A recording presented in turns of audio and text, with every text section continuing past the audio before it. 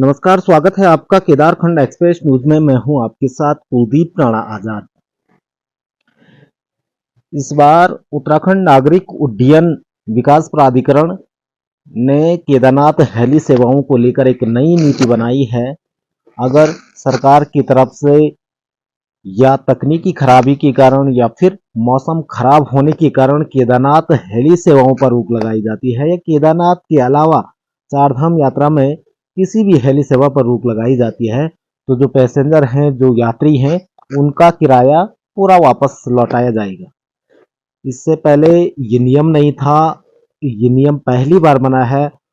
यूकाडा ने इस बार ये नई नीति बनाई है। पिछले सालों में हमने देखा था कि पिछले सालों में जब कभी मौसम खराब होता था या तकनीकी खराबी के कारण हेली सेवाओं पर रोक लगाई जाती थी, उड़ानें रद्द होती थी, तो फिर यात्री को किराया वापस नहीं दिया जाता था और उसको डबल खर्चा, एक तरह से हम कहेंगे कि उसको डबल खर्चा करना पड़ता था।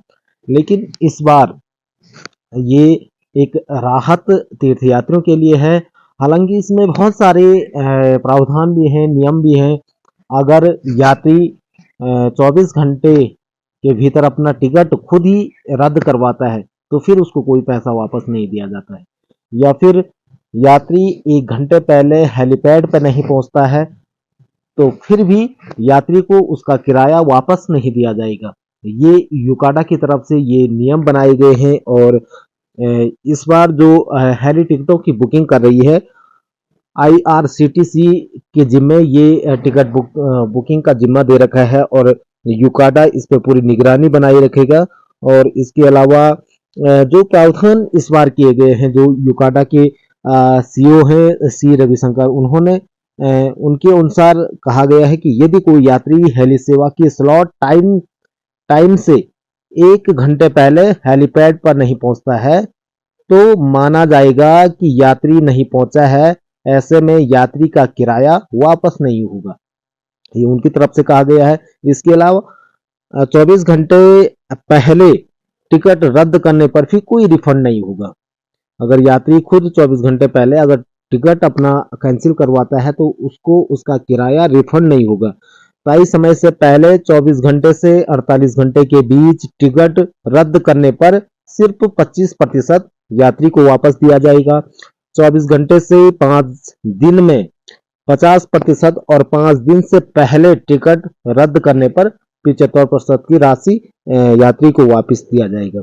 लेकिन अगर मौसम खराब होता है या हेली में कोई तकनीकी दिक्कत आती है या फिर सरकार की तरफ से हेली सेवाओं की जो स्लॉट है उनको रद्द किया जाता है, तो उस स्थिति में जो हेली सेवाएं हैं वो पूरा का पूरा किराया यात्री को रिफंड करेगा। तो एक नई नीति इस बार बनाई गई है और इस नीति में मुझे लगता है कि काफी राहत यात्रियों को मिलेगी।